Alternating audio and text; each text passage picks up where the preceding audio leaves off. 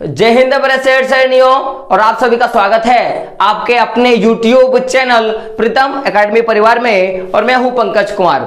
तो बहुत सारे बच्चों का क्वेश्चन आ रहा था कि सर हमारा बोर्ड का एग्जाम सामने आ गया है और हमें इंग्लिश के क्वेश्चंस का आंसर लिखने में क्या आ रहा है, प्रॉब्लम आ रहा है।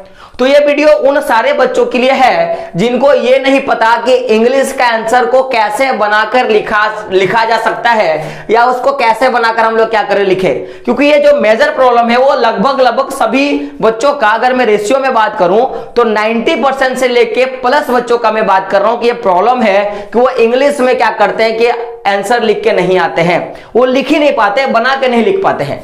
क्योंकि अगर मैं केवल आंसर लिखने की मैं बात करूं तो आप रट के तो आराम से आंसर दे सकते हो, लेकिन जब भी मैं बात करूं कि आपको इंग्लिश का आंसर कैसे बना के आप लिखोगे, इसमें क्या होता है, बहुत ज्यादा दिक्कत होता है। क्योंकि मैंने देखा है कि आप अगर मैथ की बात करो, आप अगर एसएसटी की बात करो या साइंस का बात करो, हिंदी की बात करो, तो ये सारे जितने भी आंसर होते हैं, क्वेश्चंस के आंसर होते हैं, बच्चे क्या करते हैं, रट लेते हैं और रट के आंसर देके चले आते हैं। और ये पॉसिबल भी है कि बच्चे बाकी, केवल इंग्लिश को छोड़ दिया जाए तो बाकी जितने भी सब्जेक्ट हैं सबको रट के उसके आंसर दे के आएंगे तो उनको दिक्कत नहीं होगा। लेकिन जब भी मैं बात करूं इंग्लिश का तो तब बच्चों का क्या होता है कि एक तो क्या होता है कि रट ही नहीं सकते हैं, क्योंकि इंग्लिश में कुछ ऐसे ऐसे वर्ड होते हैं जिनको हम लोगों ने कभी सुना नहीं, कभी जाना नहीं। और वही चीज क्या होता है हिंदी में कि हम लोग बहुत सारे ऐसे वर्ड होते हैं जिनको समझते हैं, पहले से जानते हैं, तो रटना क्या होता है हमारे लिए आसान होता है। तो ये वीडियो बेसिकली उन सारे बच्चों के लिए है जिनको इंग्लिश का आंसर कैसे बनाकर लिखें ये जानने में क्या हो बच्चे इच्छुक हो। क्योंकि ये जो क्वेश्चन है ये बेसिकली आपको पता होगा कि मैं जितने भी इस तरह के वीडियो बनाता हूं, मेरे जितने भी ऑफलाइन क्लास के बच्चे होते हैं या जितने भी ऑनलाइन के क्लास के बच्चे होते हैं या जो भी मेरे व्हाट्सएप फेसबुक ग्रुप से भी जितने बच्चे जुड़े हैं, उनके द्वारा जो भी क्वेश्चंस पूछे जाते हैं मैं उन्हीं का वीडियो में बना देता हूं। क्योंकि मुझे पता है कि अगर एक दो बच्चों को इस चीज की प्रॉब्लम है तो पूरे इंडिया में ऐसे बहुत सारे बच्चे हों जिनको इन चीजों के बारे में प्रॉब्लम होगी। तो अगर हम लोग बात करेंगे, अगर आपको इंग्लिश बना के लिखना है तो सबसे पहले आपको दो चीजों पे ध्यान देना होगा। पहला कि आंसर बनाकर कब लिख सकते हैं, हम लोग इस पे पहले बात करेंगे कि आंसर बनाकर हम लोग कब लिख सकते हैं। और दूसरा क्या करेंगे कि आंसर लिखते समय क्या करना पड़ेगा, हमें कुछ महत्वपूर्ण सावधानी पर क्या करना पड़ेगा, ध्यान रखना पड़ेगा। तो ये दोनों चीजों पे हम लोग बात करेंगे। तो सबसे पहले हम लोग बात करते हैं कि आंसर बनाकर हम लोग कब लिख सकते हैं। तो समझिएगा, अगर मैं बात करूं केवल हिंदी का, तो हिंदी में क्या होता है कि जब हम लोग चैप्टर को पढ़ लेते हैं तो चैप्टर हमें क्या होती है, आसानी से समझ में आ जाती है। और जब चैप्टर हमको समझ में आ जाता है तो हम लोग क्या करते हैं कि उसको आराम से हम अपने लैंग्वेज पे लिख सकते हैं। लेकिन इंग्लिश में ऐसा क्या होता है कि कभी हम लोगों ने चैप्टर को पढ़ा नहीं होगा, पहला चीज। और चैप्टर को अगर हम लोगों ने पढ़ा होगा तो हमको चैप्टर समझ में नहीं आता, जिसके कारण क्या होता है कि हम इंग्लिश को लिख नहीं पाते हैं। तो सबसे पहले आप क्या करें कि केवल चैप्टर को हिंदी में पढ़ें, क्योंकि आपको पता होगा कि बहुत सारे पासवर्ड्स आते हैं, गाइड्स आते हैं जिसमें इंग्लिश का हिंदी किया हुआ आपको बुक मिल जाता है। तो सबसे पहले आप क्या करें कि जो भी आप चैप्टर को पढ़ रहे हो पहले उस चैप्टर को क्या करें, हिंदी में पढ़ लो। किसमें पढ़ लो, हिंदी में पढ़ लो। यह पहला आपको काम करना पड़ेगा कि चैप्टर को आप क्या करो, हिंदी में पढ़ लो। फिर आप क्या करो, उसी चैप्टर को आप अंग्रेजी में भी पढ़ लो, जो भी इंग्लिश में आपका बुक है, टेक्स्ट बुक है, उसमें पढ़ लो। तो उससे होगा क्या कि बहुत सारे ऐसे शब्द हैं जिसको आप हिंदी में पढ़ लोगे और बहुत सारे ऐसे शब्द हैं जिनको आप इंग्लिश में पढ़ लोगे। तो उससे आपको यह पता चल जाएगा कि आखिर ये जो वर्ड है, इस वर्ड का ये वाला इंग्लिश होता है, इस वर्ड का ये वाला इंग्लिश होता है। क्योंकि इंग्लिश हमको तभी समझ में नहीं आती है जब हमारे पास क्या होता है, वर्ड की पावर की कमी होती है। हमारे पास क्या होती है, वर्ड मीनिंग्स नहीं होती हैं। हमारे पास क्या नहीं होता, हमारे पास वर्ड पावर नहीं होता।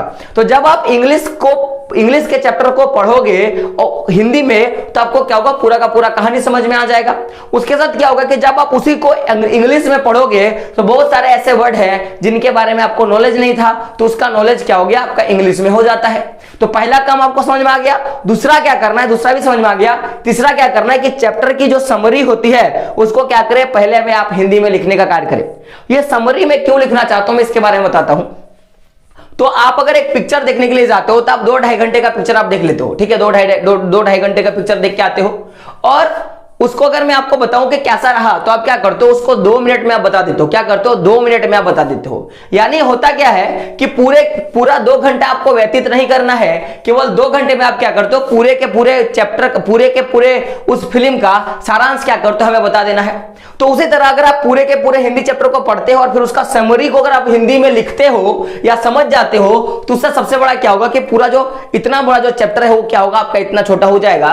क्योंकि किसी महान पुरुष ने बोला है कि हम लोग जिंदगी में बहुत ज्यादा कुछ सीखते हैं। अगर हम लोग कुछ पढ़ने के लिए बैठे तो हम लोग पढ़ते बहुत ज्यादा हैं, भूलते भी बहुत ज्यादा हैं, लेकिन जितना याद रहता है उतना ही हमारा ज्ञान का है। मैंने क्या बोला कि हम लोग पढ़ते बहुत ज्यादा है, भूलते भी बहुत ज्यादा है, लेकिन कुछ तो याद होता है, और वही याद क्या होता है कि आपका ज्ञान का वो बात होता है। तो आपने 2 घंटे की पिक्चर देखी, आपको कुछ नहीं याद रहा, लेकिन आपको 2 मिनट का एक क्लिप जरूर याद रहेगा किसी भी पिक्चर को देखने से कि भाई ये जो पिक्चर है वो इस घटना पे क्या था, पूरा का पूरा आधारित था।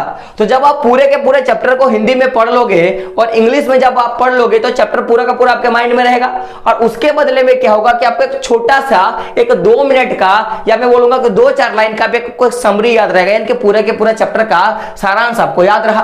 तो सबसे पहले क्या करें कि चैप्टर की जो समरी है उसको पहले हिंदी में लिखें, और देन क्या करें फिर चैप्टर की वही समरी जिसको आपने हिंदी में लिखा उसको इंग्लिश में लिख ले। अब यहां पे बोलेगा सर मुझे तो इंग्लिश में लिखना आता नहीं, तो मैं एक चीज बोलूंगा मेरे बच्चों कि अगर आप क्लास 10 में हो, अगर आप क्लास 10 में हो, या अगर आप क्लास 12 में हो, या क्लास 11 में हो, तो इतनी तो इंग्लिश आपको आती ही है कि आप टूटे फूटे भाषा में कुछ चीजें लिख लोगे, आप 1-2 लाइन लिख लोगे, इतनी तो आपको इंग्लिश आती है। तो पहले आप उतना क्या करो, समरी के हिसाब से लिखने का ट्राई करो। इससे क्या होगा, पूरा का पूरा चैप्टर, आप कॉन्सेप्ट पूरा का पूरा आपको याद हो जाएगा। जैसे आपने भोली वाला चैप्टर पढ़ा होगा, तो चैप्टर तो बहुत बड़ा था, लेकिन आपको कितने सारी चीजों को याद होगा कि भोली एक कमजोर टाइप की लड़की थी, है ना, वो हकलाती थी, इस तरह की जो चीजें हम लोगों ने पढ़ी थी, तो वो सारी चीजें क्या होंगी, आपको याद रहेंगी। तो ये तो पहला चीज होगा कि चैप्टर को क्या करें, पहले आप हिंदी में केवल पढ़ें, फिर उसको केवल इंग्लिश में पढ़ें जिससे आपके शब्दों का ज्ञान हो जाए। फिर चैप्टर की जो समरी होती है उसको आप हिंदी में लिखने का ट्राई करें, और देन उसको इंग्लिश में कन्वर्ट करें। अब देखिएगा, इतना अगर आप कर लेते हो तो आपको मोटा मोटी कोई इंग्लिश आ जाएगा, और आपको आपके चैप्टर का पूरा सारांश याद रहेगा, जिससे आप जाके क्या करोगे कि आंसर लिख के आ पाओगे।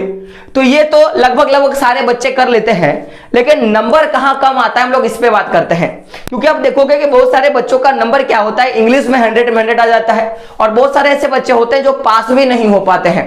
तो जिन बच्चों का 100 में 100 आ रहा है, या जिन बच्चों का इंग्लिश में अच्छा नंबर आ रहा है, आखिर एग्जामिनर जो पास नहीं हो रहा है उस बच्चा का, और जो बच्चा फर्स्ट कर रहा है उस बच्चा में कोई तो अंतर दिखता होगा, कोई तो मेजर अंतर दिखता होगा, जिसके कारण उसको ज्यादा नंबर मिल रहा है या आपको नंबर नहीं मिल रहा है। क्योंकि आपने तो ये काम करा है, आपने भी करा है, और जो जिसका इंग्लिश में 100 में 100 आया है उसने भी ये काम करा है। तो गलती कहां पे होती है, पहले हम लोग उस पर बात कर लेते हैं। देखिएगा, अगर मैं बात करूं इस चीज के बारे में कि जब भी आप इंग्लिश लिखते हो तो लिखते समय क्या करना है, आपको एक महत्वपूर्ण सावधानी पे ध्यान रखना है। हमने इस पे क्यों बात किया, ये बात हम लोगों ने इसलिए किया क्योंकि आप तभी चीजों को लिख सकते हो जब आपको कहानी पता हो। तो जब आप इसको पढ़ लोगे इस तरह से, आपको पूरा का पूरा कहानी पता हो जाएगा। अब हम लोग लिखने का बात करते हैं, तो जब भी हम लोग लिखने के लिए जाएंगे तो हमें क्या होता है, एक सावधानी बरतनी पड़ती है, और वो सावधानी क्या है, टेंस का। किसका? जब भी आप आंसर लिखो तो अपने आंसर में क्या करें, टेंस का विशेष रूप से ध्यान रखें।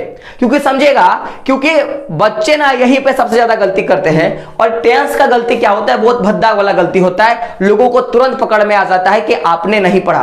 क्योंकि एग्जामिनर बस ये देखना चाहता है कि आपको कितनी इंग्लिश लिखनी आती है, आपको कितनी इंग्लिश आती है। कभी वो ये नहीं बोलता कि आप इंग्लिश में क्या हो जाओ, पारंगत हो जाओ, आपको इंग्लिश में ज्यादा नंबर आएगा, वो कभी ऐसा नहीं सोचता। केवल वो ये सोचता है कि जो बच्चा मेरा एग्जाम दे रहा है उसको इंग्लिश में कितनी पकड़ है, क्या है, इंग्लिश में कितनी पकड़ है। तो ये पकड़ कब होगा, जब आपको टेंस में पूरा का पूरा पकड़ होगा। तो ऐसे अगर आप क्लास 10 में हो या क्लास 12 में हो तो मुझे पता है कि आपके इंग्लिश में पकड़ होगा, आपको पास्ट टेंस पता होगा, आपको फ्यूचर टेंस पता होगा, आपको प्रेजेंट टेंस पता होगा, ये सारे कुछ आपको चीजों के बारे में जानकारी होगी। तो बेसिकली अगर आप इंग्लिश में किसी भी चीज के बारे में आप आंसर दे रहे हो तो जनरली आपके जो क्वेश्चंस होते हैं वो 2 फॉर्म में पूछे जाते हैं। एक तो आपके पास्ट फॉर्म में क्वेश्चन होते हैं, और दूसरा क्या होता है, आपका प्रेजेंट फॉर्म में क्या होता है, आपका क्वेश्चन होता है। कभी भी आपका फॉर्म जो होता है, क्वेश्चन का जो फॉर्म होता है वो फ्यूचर में नहीं होता, ये ना के बराबर आपको देखने के लिए मिलेगा। कारण समझेगा कि जो भी घटनाएं घटी है या जो भी कहानी का रचा गया है, जो भी कहानी बनाया गया है, सारा का सारा या तो आपको पास्ट में दिखेगा या तो प्रेजेंट में दिखेगा। जैसे हम लोगों ने देखा कि भोली एक लड़की थी जो कमजोर थी, जो हकलाती थी, इस तरह के बारे में हम लोगों ने पढ़ा था।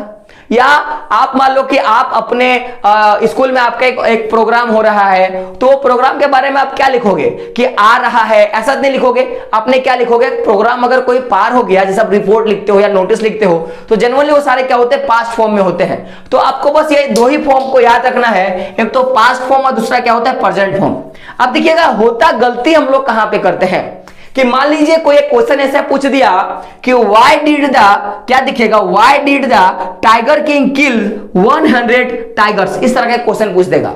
तो क्वेश्चन क्या समझेगा कि why did the tiger king kill 100 tigers. तो आप देखोगे यहां पे डिड लगा है, यानी कि ये जो पूरा का पूरा जो क्वेश्चन पूछा है वो पास्ट फॉर्म में पूछा है। तो अब हम लोग गलती कहां पे करते हैं कि हम लोग जब ये पास्ट फॉर्म में क्वेश्चन पूछ रहा है तो हम लोग उसको प्रेजेंट फॉर्म में आंसर देना शुरू कर देते हैं। तभी क्या होता है, मेजर नहीं है, सबसे बड़ा क्या होता है, गलती हो जाता है, जिससे एग्जामिनर क्या करता है, आपका कॉपी चेक नहीं करता, आपका आंसर काट लेता है। तो जब भी आप देखोगे कि ये पास्ट टेंस में क्वेश्चन पूछा है, जैसे डिड लग गया है ना, वाज लग गया, वेयर लग गया, तो कभी भी आप जब भी आंसर को देना शुरू करो तो इसमें इज एम आर नहीं लगा सकते हो, क्योंकि इज एम आर लगा देते हो तो ये प्रेजेंट फॉर्म की बात हो जाती है।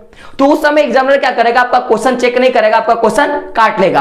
तो आपको क्या ध्यान देना है कि अगर क्वेश्चन पास्ट फॉर्म में पूछा है तो हमको आंसर भी क्या करना है, पास्ट फॉर्म में देना है। तो जैसे जैसे क्वेश्चन क्या दिया था कि why did the tiger king kills 100 tigers, तो अगर मैं इसका हिंदी में देखूं तो क्या होगा कि बाघ राजा ने 100 बाघों को क्यों मारा था। देखो क्वेश्चन डिड लगा तो ये पास्ट में जाएगा, किस में जाएगा, पास्ट में जाएगा। तो ये ऑटोमेटिकली किस में पूछा, क्वेश्चन पास्ट में पूछा। अब हम लोग उस समय आंसर कैसे देते हैं कि द टाइगर किंग किल, हम लोग क्या करेंगे, इसको किल, किल्ड के जगह हम लोग क्या लिख देते हैं, किल लिख देते हैं, क्योंकि हमको किल लैंग्वेज आता है। तो जब आप केवल किल लिखते हो तो ये कहीं ना कहीं प्रेजेंट टेंस को शो करता है। तो ये क्या होगा, पूरा का पूरा गलत, और एग्जामिनर क्या करेगा, आपका कॉपी काट देगा, आपका नंबर ही नहीं देगा। तो उस समय आपको क्या लिखना है, चूंकि यहां पे देखो, यहां पे डिड लगा, यानी कि पास्ट में पूछा था कि क्यों मारा था, तो आपको आंसर भी तो देना है कि पास्ट में। तब आप कैसे आंसर लिखना शुरू करोगे कि द टाइगर किंग, देखो हम लोगों ने यहाँ पे क्या किया, किल्ड लगा दिया, यानी कि मारा था 100 टाइगर। बिकॉज आपको पता होगा कि जो कौन था, एस्ट्रोलॉजर्स था, उसने प्रिडिक्ट किया था कि आप क्या कर सकते हो, 100 बाघों को नहीं मार सकते हो, इस तरह की बातें थी। तो इसी तरह से जब आप इंग्लिश को लिखना शुरू करोगे, अगर वो पास्ट टेंस में पूछ रहा है तो आप आंसर को पास्ट में देने का ट्राई करें, ताकि आपको उसका नंबर मिलेगा। जो भी कुछ आपको आता है, टूटी फूटी लैंग्वेज में ही क्यों ना आता हो, लेकिन अगर पास्ट में क्वेश्चन पूछा है तो पास्ट का ध्यान रखें। दूसरी तरह क्या होता है कि अगर मैं इसी चीज को अगर मैं प्रेजेंट में देखूं तो क्या होगा कि why does the tiger king kill 100 tigers. तो देखो यहां पे डज लग गया, तो ये ऑटोमेटिकली डू डज कहां लगता है, प्रेजेंट फॉर्म में लगता है, आपको पता होगा। तो यानी कि क्वेश्चन कहां पे पूछा है, प्रेजेंट में। अब हम लोग क्या करते हैं, हम लोग आओ देखते ना था देखते लिख देते हैं कि द टाइगर किंग किल्ड, क्या करते हैं हम लोग, किल्ड लिख देते हैं। तो चूंकि किल्ड किसमें था, पास्ट फॉर्म में, और हम लोगों ने प्रेजेंट फॉर्म में क्या किया, पास्ट लिख दिया, तो अब एग्जामिनर क्या करेगा, पूरा का पूरा काट देगा। तो यही चीजों को ध्यान रखना है कि अगर पास्ट फॉर्म में क्वेश्चन को पूछा है तो आंसर को पास्ट फॉर्म में लिखने का ट्राई करें, और अगर आंसर प्रेजेंट फॉर्म में पूछा है तो आंसर कैसे दे, प्रेजेंट फॉर्म में देने का ट्राई करें। अगर मैं आपको पूछूंगा कि तुम स्कूल गया था, तो आपका आंसर क्या होगा कि हाँ मैं स्कूल गया था। आप तो ये नहीं बोलोगे कि मैं स्कूल जा रहा था, क्योंकि वो अलग चीज मैंने पूछा, आपको अलग चीज में आप आंसर दे रहे हो, तो उस चीज का ध्यान रखना है। तो अगर मान लो प्रेजेंट में पूछा why does the tiger king kill 100 tigers, तो आप क्या बोलोगे कि द टाइगर किंग किल्स, देखो मैंने यहाँ पे क्या लगाया, किल्स लगाया है ना, 100 टाइगर। बिकॉज आपको पता होगा एस्ट्रोलॉजी प्रिडिक्शन लिखोगे, क्योंकि हम लोग यहाँ पे प्रिडिक्टेड लिखते हैं, क्यों, क्योंकि उसने भविष्यवाणी की थी। और यहाँ पे क्या लिखोगे, प्रिडिक्शन माने किया या फिर करता है। तो इस तरह की बातें जो है आपको लिखना पड़ेगा। तो बस ध्यान क्या रखना है कि पास्ट फॉर्म में और प्रेजेंट फॉर्म में जब भी क्वेश्चन पूछे तो आपको देना है, क्योंकि ये दो बहुत बड़े, हम लोग बहुत ज्यादा बड़ा गलती करते हैं, जिसके कारण क्या होता है एग्जामिनर आपका नंबर काट लेता है। तो पास्ट टेंस का ध्यान रखें और प्रेजेंट टेंस का भी क्या करें, साथ साथ में ध्यान रखें। तो अगर ये दो चीजों का आप ध्यान रखते हो तो जाहिर सी बात है कि आप आंसर लिख लोगे।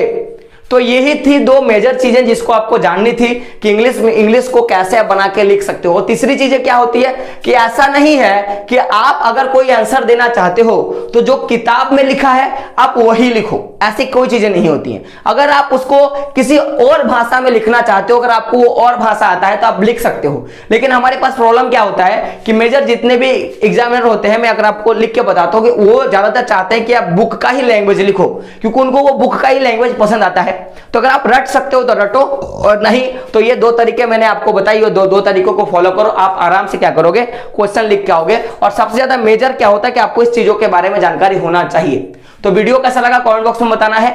और अगला अगर वीडियो अगर कभी ऐसा अगर आप लोगों का क्वेश्चन आया तो मैं क्या करूंगा कि मैं आपको ये भी बताऊंगा कि आप इंग्लिश में कैसे पास हो सकते हो। बहुत सारे बच्चों ने कमेंट अगर कर दिया कि सर आप बताइए कि जो इंग्लिश है उसमें हम लोग कैसे पास हो सकते हैं, तो उसके लिए भी क्या करूंगा कि मैं आपको एक वीडियो बना दूंगा जिसको आप देखोगे तो 100% बताऊंगा कि आप पास हो जाओगे। यानी कि जो 33 नंबर लाने होते हैं ना, वो क्या करोगे आप आराम से ले आओगे। मैं उसके लिए भी क्या करूंगा, आपका वीडियो बना दूंगा, लेकिन जब आप कमेंट करोगे तो दोस्तों वीडियो कैसा लगा कमेंट बॉक्स में बताना है। और अगर अच्छा लगे तो लाइक करना है, अपने दोस्तों तक क्या करना है, शेयर जरूर करना है, और नहीं हो तो क्या करना है, चैनल को सब्सक्राइब करना है। तो दोस्तों मिलते हैं अगले वीडियो में, तब तक के लिए जय हिंद, जय भारत और आपका दिन शुभ हो।